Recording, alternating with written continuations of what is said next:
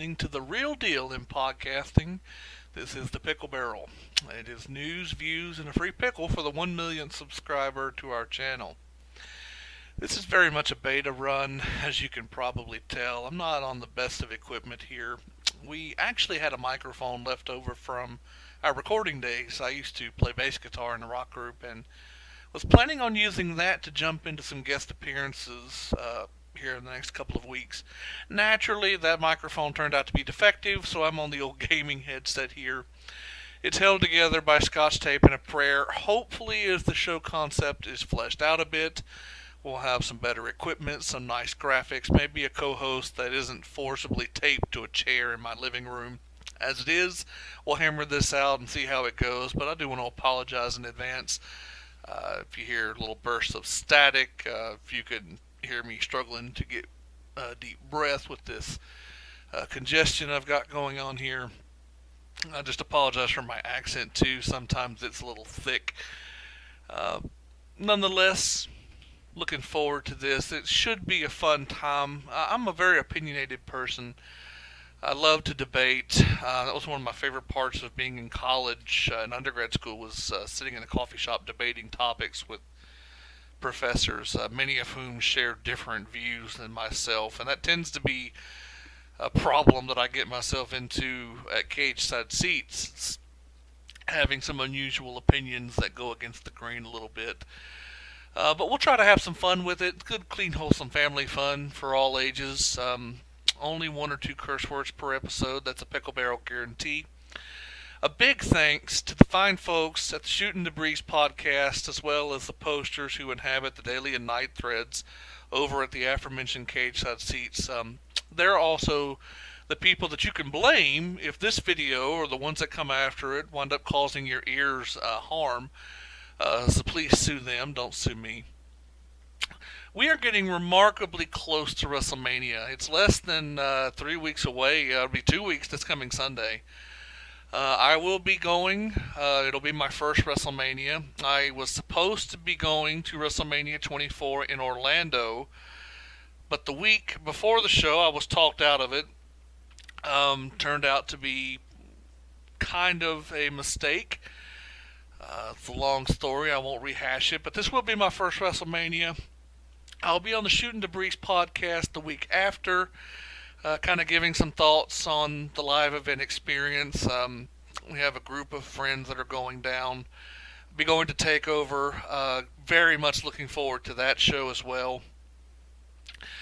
But the focus of this beta is not so much on WrestleMania or TakeOver or NXT in general. Really wanted to look forward to the weeks to come with WWE programming. You know, a lot of people have their attention focused, and rightly so, on WrestleMania.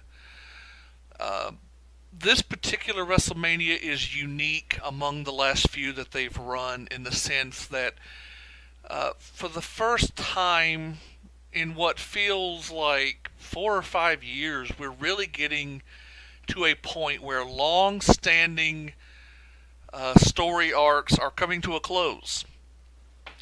We have Roman Reigns and Brock Lesnar. That match has really been building for several years now. Ever since WrestleMania in Santa Clara, they've been building this match up, intentionally or unintentionally.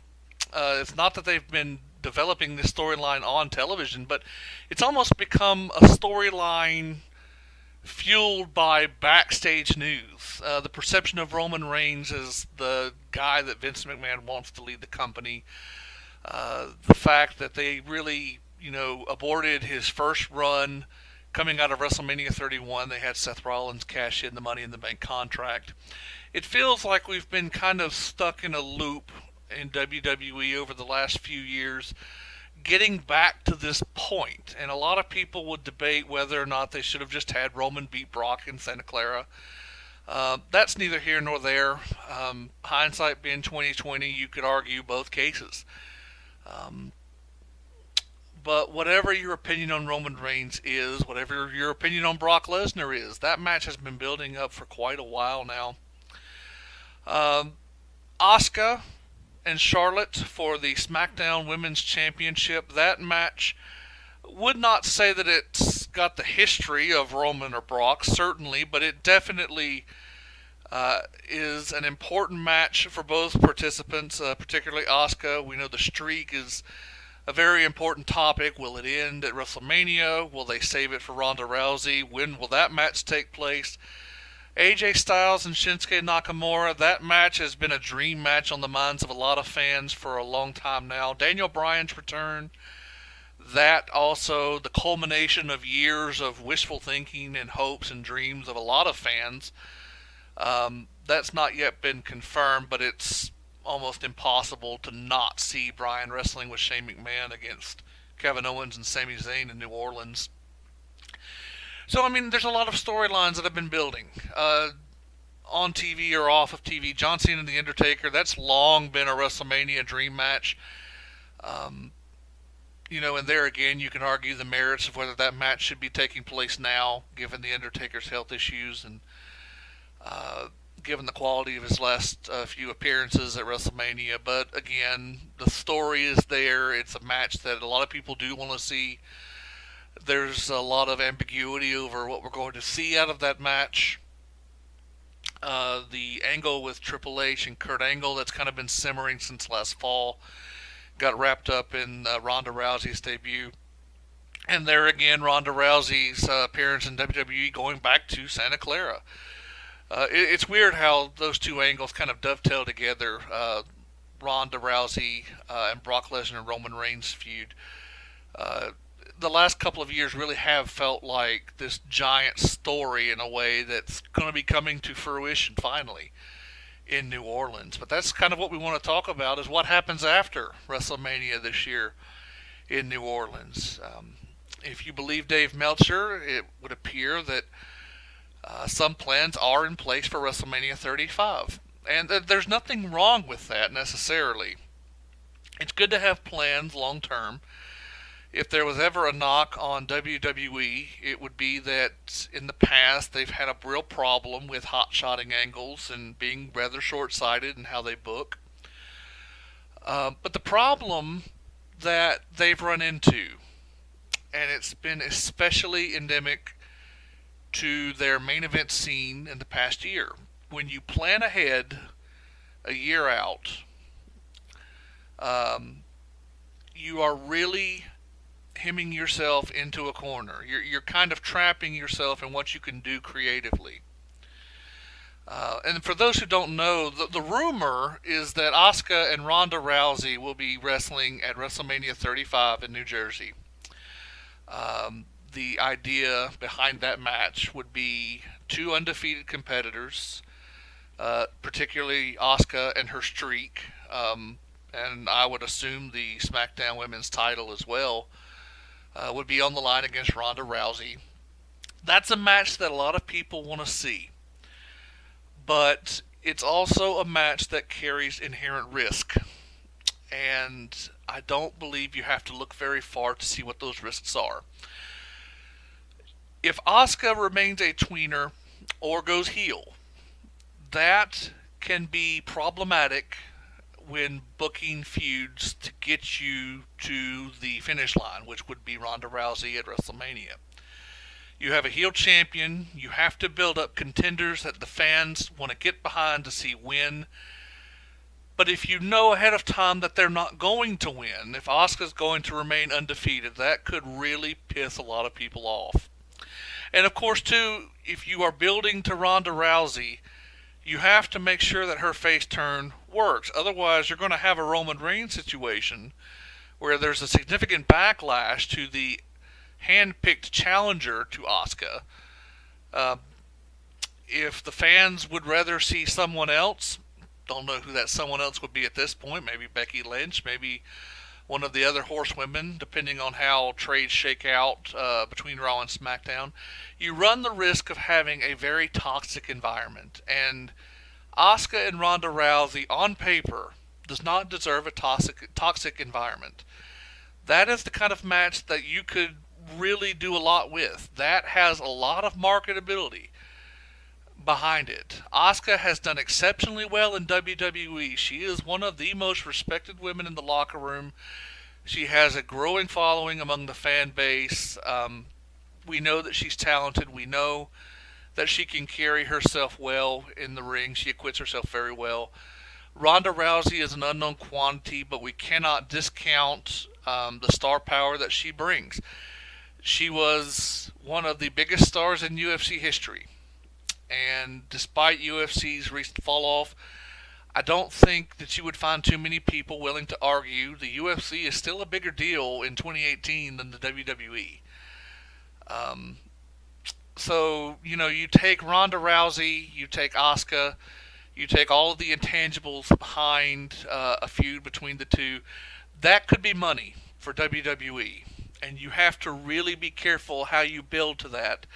If you're not careful, you could ruin what should be a surefire money-making angle. Some people would probably dispute this. I believe if you were careful and you were delicate enough with the handling of this storyline, you could main event WrestleMania with something on this magnitude. But you would have to, again, be so very careful in how you build this up. There's a lot of risk leaving Asuka undefeated for that long, and there's a lot of risk in placing that much faith in Ronda Rousey, who has yet to have her first match. You're already planning on building up to that match, because it's not just that match that you have to consider. As you said earlier, everything that you do between now and next year's WrestleMania has to have that match in mind. If Asuka is going to beat every challenger that she faces between now and Ronda Rousey, then you have to have a strong story for each of those challengers. Otherwise, they're just thrown to the wayside. You can only beat people so much before fans stop caring entirely. I wrote an article, a fan post, Cage Side Seats, about Bray Wyatt, talking about the event horizon for WWE superstars. Fans are, on average, a loyal bunch. When you are popular among the fan base, they will give you a lot of leeway. You can lose quite a lot and the fans will stick with you, but there does come a time, I almost liken it to the fans just having the will beaten out of them. At certain points, superstars cross a threshold where fans just give up on them. They recognize that WWE will never treat them seriously. They will never push them as top stars or push them as people that mean something. WWE gives up on them and the fans give up on them. That doesn't mean that you can't still have a career. It just means that the window really for you has closed. Zack Ryder is a perfect example that I brought out in the article. I'll bring it out again here. He had a groundswell of natural support building in the fans all throughout 2011. His internet show really caught on. Having your name chanted by the fans at Madison Square Garden at that year's Survivor Series, that is huge. He got a shot, he won the U.S. title, and then he was promptly buried. I don't think there's any way around using that word. He was essentially buried on WWE programming. He was booked in embarrassing moment after embarrassing moment. The fans hung with him as long as they could, but when it became apparent that WWE had no plans for him, they gave up and they moved on. With the women's division, on SmackDown in particular, Raw suffers from this as well. You have a lot of talented performers that have been treading water for a long time. It's nowhere near as vocal or as boisterous as the support for Rusev right now, but Becky Lynch has a groundswell of support among the fans on SmackDown. You hear Becky's name chanted often during her matches. If you put Becky Lynch in the ring with Asuka and you set them up for a 2 or 3 month feud where they have 2 or 3 big matches, be it on pay-per-view or television, and Becky loses every single match, unless you really take care to protect her, those kind of losses can hurt someone that's been treading water. Naomi would be another example, someone that's kind of been treading water since she lost the title last year. These performers have been around long enough at this point. Naomi's been around longer than Becky, but the fans are only willing to give you so much rope, so much leeway. I really believe that you need to be careful in wasting the talent that you have on SmackDown in particular, because once you cross the threshold, once the fans give up on you, it's almost impossible to get that support back. You may have a place on the roster, but you're just a face. You're Dolph Ziggler at that point. Dolph Ziggler will have a place on the WWE roster as long as he wants one. But Dolph Ziggler will never be a credible main event talent. He'll never be a credible upper mid-card talent, really. He is just a face now. Because once you miss the window, that window is closed and it does not open again. And I think that's doubly true for the women on SmackDown, because they have been wasted far worse than any male performer on that brand. The women's division in SmackDown arguably has been the weakest part of that show since the brand extension. The main event scene has fluctuated depending on who was holding the championship, but as long as you have AJ Styles, Kevin Owens, guys of that quality hanging around, your main events will generally be okay. Randy Orton, he may not have the in-ring ability of an AJ Styles, but he's a credible main eventer. Say what you will about Jinder Mahal holding the championship. Lord knows I could go off on that for a long time.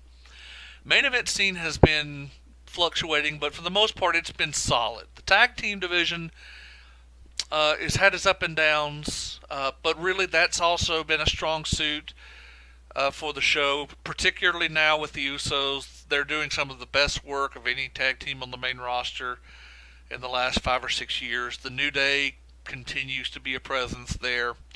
The Bludgeon Brothers, I'm starting to come around on the Bludgeon Brothers. It's a good old school monster heel tag team. That should be an awesome match at WrestleMania. Tag division's okay. The main event scene is okay. And the mid-card, again, like every other division on SmackDown, it fluctuates, but for the most part, it's been okay. Especially last year when The Miz was kind of holding court there. And now Bobby Roode has kind of taken over that role almost as the big mid-card presence for the brand. But the women have really struggled. They've really, really struggled to gain notoriety on the blue brand. Ever since Becky Lynch lost that title, it feels like it's been a downhill ride for everyone. And that's not to demean Naomi's title run. I know it was a big moment for her in Orlando, but the division just never really recovered, and it's never really been the equal of Raw. Charlotte has done everything in her power to make that title relevant, and Charlotte has been the strongest champion for SmackDown, but Charlotte just has no competition. No one expected the Riot Squad to be competition for her, and they essentially weren't. That was pretty much, a foregone conclusion how that was going to wind up. With Becky Lynch and Naomi both being faces, Natalya, she's just been around for so long. She's an example of the very case scenario I was laying out of the window closing. You really can't do much with Natalya. She's just kind of a gatekeeper at this point. The women's division on SmackDown is very weak. There's just not a lot of meat to it. Asuka and Charlotte is a big match. Once you have defeated Charlotte, if you are building up to Asuka and Ronda Rousey, you're going to have to rely on some of the other women that you have on the blue brand right now. You're not going to be able to call up 8 or 9 women from NXT to fill the gap between now and next year's WrestleMania. Becky Lynch is going to have to step up and face Asuka. You're going to have Naomi step up and face Asuka. We're talking about performers that you have to be very careful with, because they are in a very delicate position right now. If you beat them too much, or if you don't treat them with the proper care and handling, and creative, you could lose the window that they have. And quite frankly, say what you will about Naomi and her in-ring ability, Becky Lynch is too talented to be wasted in this way. Um, Whether your perspective on Becky is that she should turn heel, whether you believe that she just needs to have a tougher edge, or if she could be the top babyface on the brand. Whatever your perspective, she has talent. She is charismatic. She's a great in-ring performer. I've always thought she was quite good on the microphone. The accent doesn't really bother me. Uh, she's fluid on the mic. She has a good sense of timing. She's got charisma. And, we're also talking about someone that has a lot of experience. You can pretty much have her do whatever you need her to do in the ring. She can wrestle comedy spots, but she could also be serious. She's got the in-ring talent to be a badass. So, and there was the first real curse word of the podcast. You have to be careful with Becky Lynch. You don't want to waste a golden opportunity to have a true bona fide star. That's what Becky Lynch can be. She has the talent. That's the MO on a lot of people on SmackDown. Sami Zayn could be a huge star for the company. And to their credit, he has been booked much better since he turned heel. But you have so much star potential. And I really feel like we're entering a delicate phase where you have to really be careful with a lot of people, because once you cross that threshold, that event horizon where fans just lose hope, it's very tough to really make hay with anyone after that point. We're going to see what they do with Rusev after WrestleMania. If they continue to just have him beaten every week, those chants are going to die out eventually. Eventually those chants will be silenced, and he'll just be another face. It may take a while to get to that point, but no, I'm not very encouraged by what I've seen. There's enough empirical evidence to suggest that Rusev, this little groundswell of support for him, that has hung around for quite a while now. It's gotten louder and more vocal. He's selling merchandise. He has charisma. He has in-ring talent. He has the size that Vince likes. And his little partnership with Aiden English, that's been a breath of fresh air in SmackDown. But they've really squandered him for the last couple of weeks. They have not done much of anything with him. Maybe he's positioned to wrestle with Nakamura after WrestleMania. He seems to have started a little mini feud with Shinsuke Nakamura. We'll see. I, again, hold my breath. It depends a lot on call-ups after WrestleMania. It also depends on the upcoming Superstar Shakeup that's been rumored for Backlash. But, that's really just laying everything out on the table. That's what's so interesting about this WrestleMania coming up, is it does feel like the conclusion of long-standing stories and the beginning of a new phase in WWE. And it's quite interesting to kind of look ahead and figure out who's wrestling with who the company's going to get behind. One of the big stories would be to see who they call up.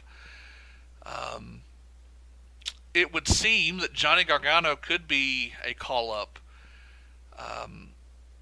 Whether they reinstate him to NXT after TakeOver in New Orleans or not, there have been some people that suggest he could be bound for 205 Live. That is a possibility. 205 Live has been an exceptionally good show ever since Triple H took over. Kind of brought the seriousness back to it. The wrestling quality has been off the charts. But 205 Live is still very much a work in progress. We'll have to see how the show develops long term before we can say for sure that 205 Live is a good destination for him. Honestly, I think that's a waste. Johnny Gargano could be a very big star for the company. Whether he stays in NXT long term, whether he comes up to 205 Live, or whether he's just brought up to the main roster period for Raw or SmackDown, it remains to be seen. Um, Andrade Cien Almas, NXT champion. We'll have to see what happens with him. Is he coming up? Will he be sticking around through Chicago? Not Chicago. Or maybe it is Chicago. The next Money in the Bank pay-per-view. I forget where that's taking place this year, but there's supposed to be another takeover event the weekend of Money in the Bank. If that's Chicago again or not, I can't recall off the top of my head. Will he stick around until June, or will he come up after WrestleMania? Aleister Black almost certainly will be winning the NXT Championship, so he'll probably be staying. If Gargano comes up, does Tommaso Ciampa come up? I mean, it makes all the sense in the world for them to continue their rivalry on the main roster. So that could change the landscape of the mid-card for Raw or SmackDown, depending on where they go. Will Drew McIntyre come up? And what will his role be when he does arrive on the main roster? Will he be treated as a mid-carder? Will he go straight to the main event scene? He definitely has the size, the look of a top-level performer. And I think he has the credibility among the internet fans to be in the upper mid-card. But it will really depend on what WWE sees in him. You have returns coming.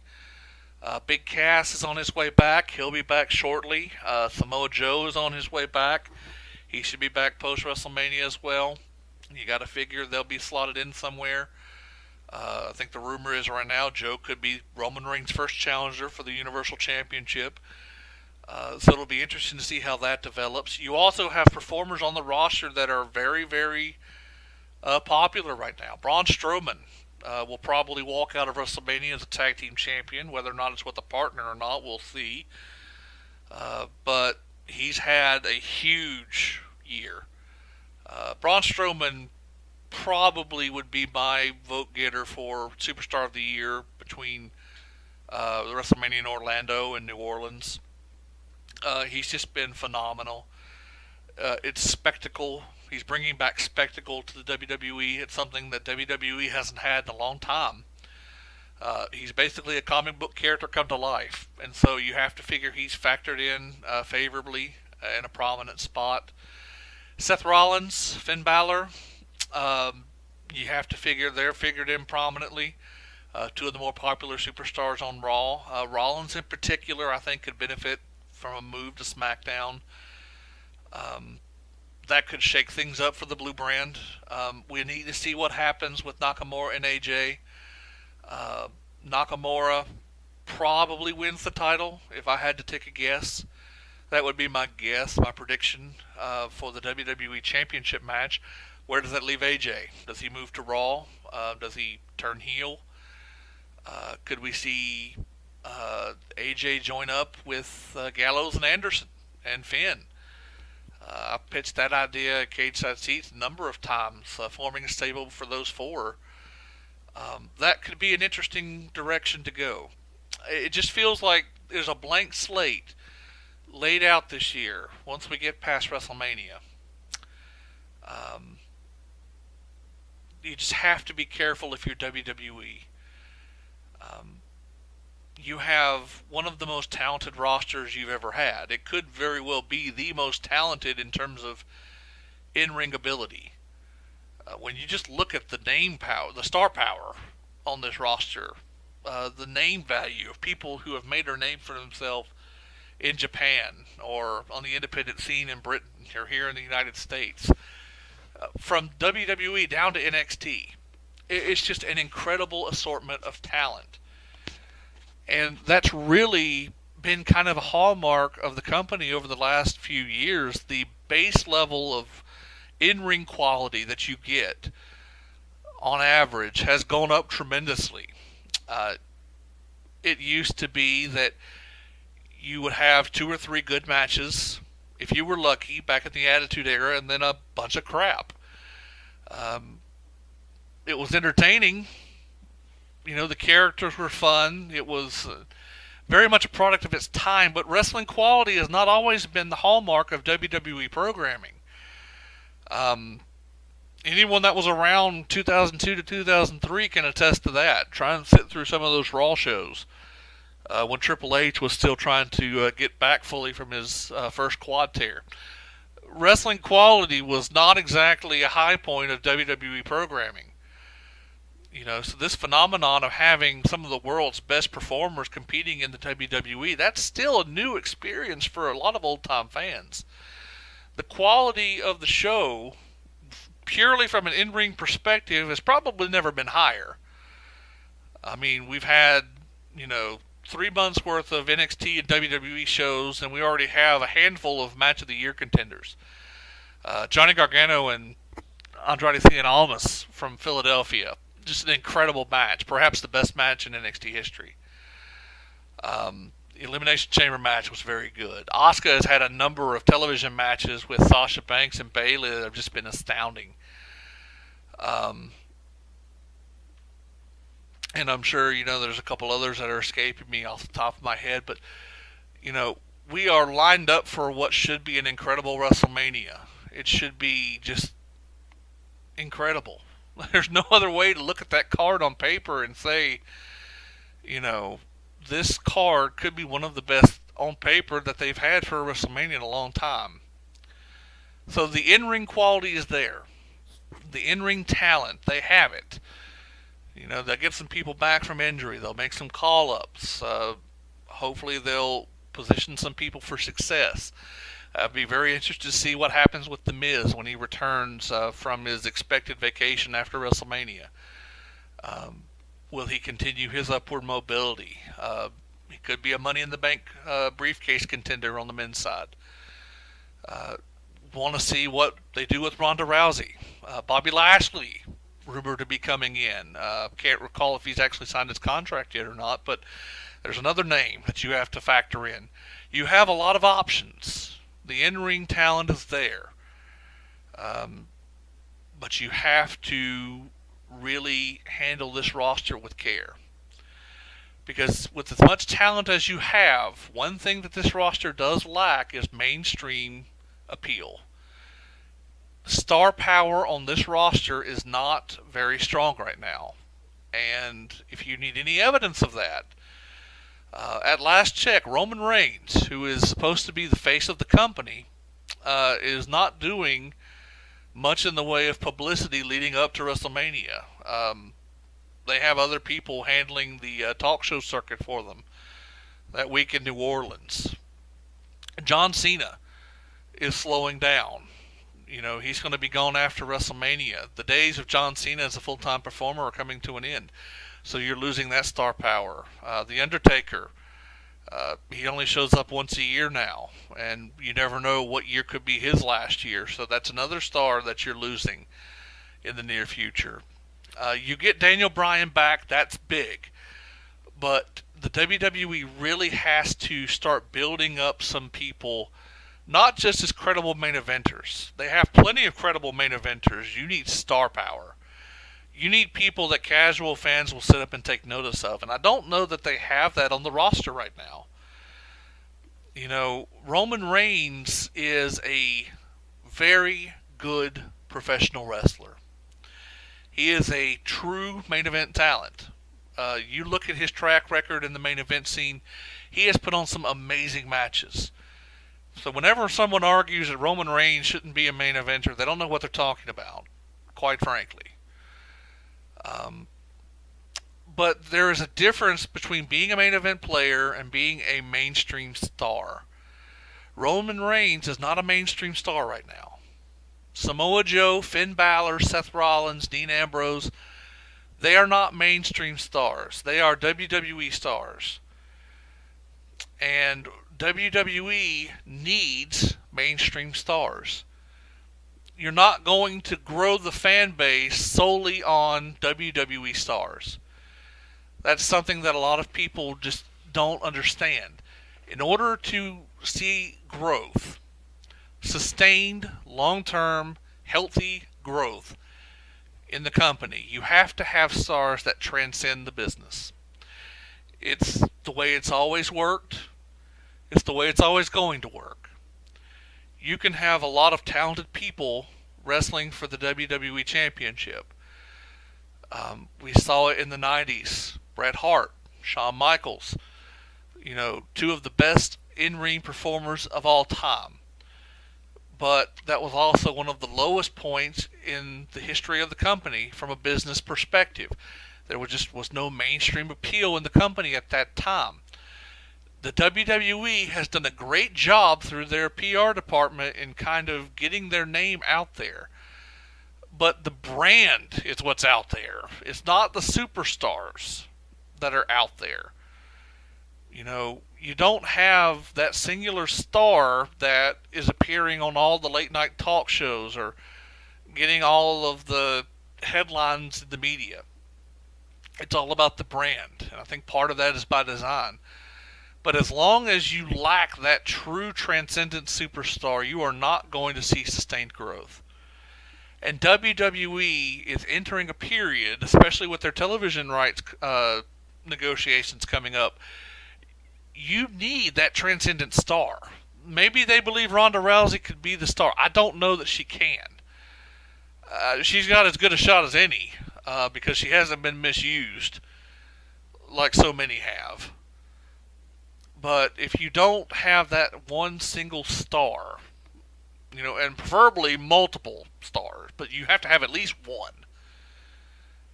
You have to have one that draws in new eyeballs.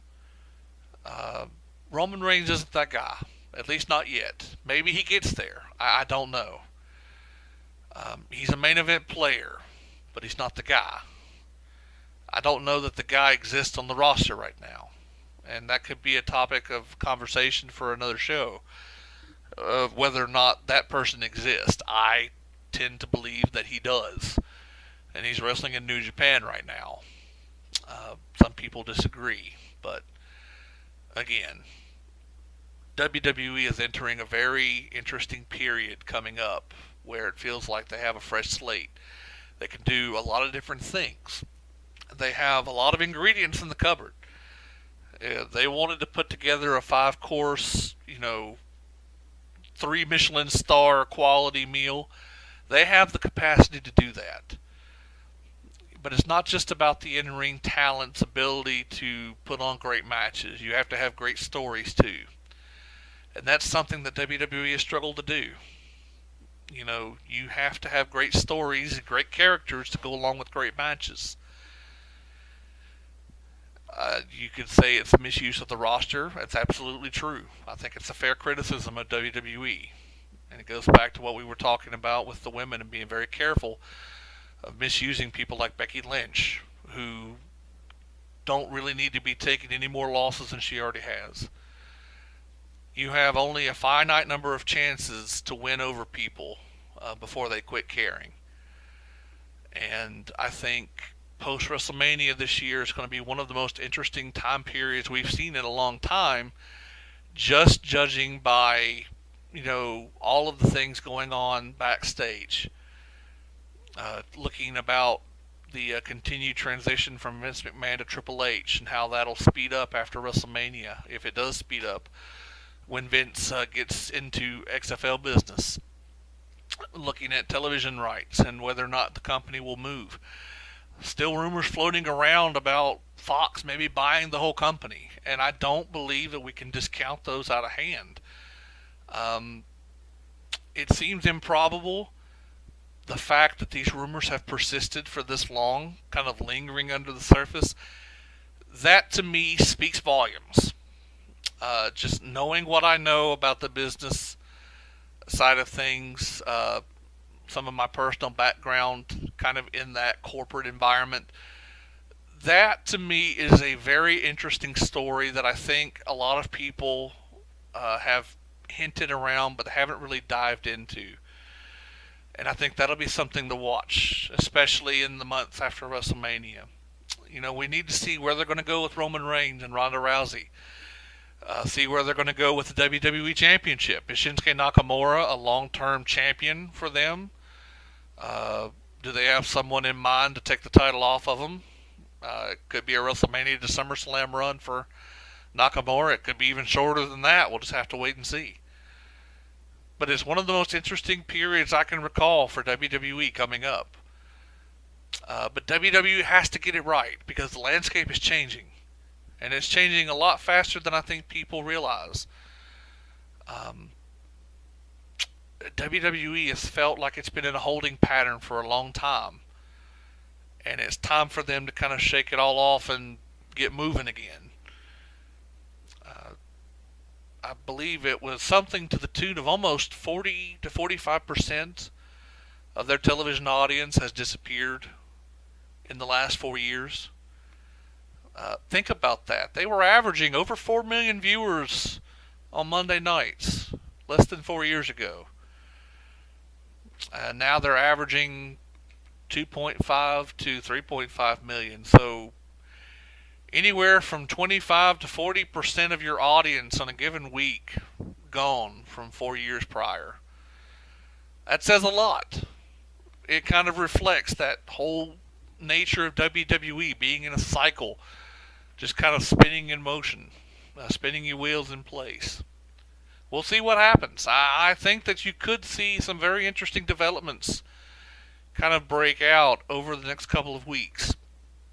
But it's not all about WrestleMania. WrestleMania is very much its own thing, its own entity. It's self-contained.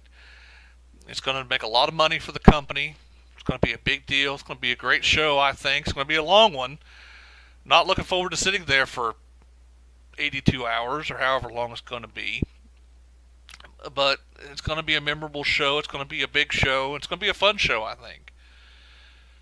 But we have to be looking forward as well, because there are some very interesting times coming up for the company.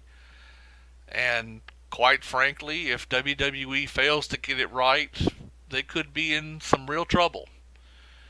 But we'll see how it goes. It's going to be an interesting point of view. Looking forward to talking a little bit more about it, and we'll see how things shake out. I will be going to WrestleMania. We'll be going to TakeOver again. I'll be on the Shooting the Breeze podcast the week after, talking with the guys about some of my experiences there. It's going to be a lot of fun. Don't forget to continue to check in at Cage Side Seats. It's a great place to get all sorts of wrestling news and opinions anyway. I've got a new fan series, A Man of 1,000 Words, that I'm quite looking forward to continuing. Be sure to jump in with us, the daily threads, the night threads. Just come hang out with us and have some fun. Looking forward to this podcast and kind of developing it a little bit. As you can probably tell, this is very much a rough cut. Not exactly a finished, polished product, but we'll get there. We'll see how it goes, and we'll develop the concept a little bit. If you like it, please don't hesitate to give a like to the video, or catch up with me, Cage Side Seats. I am Biff Kensington, and you are listening to the Pickle Barrel. We'll see you again soon. Thanks for listening, guys.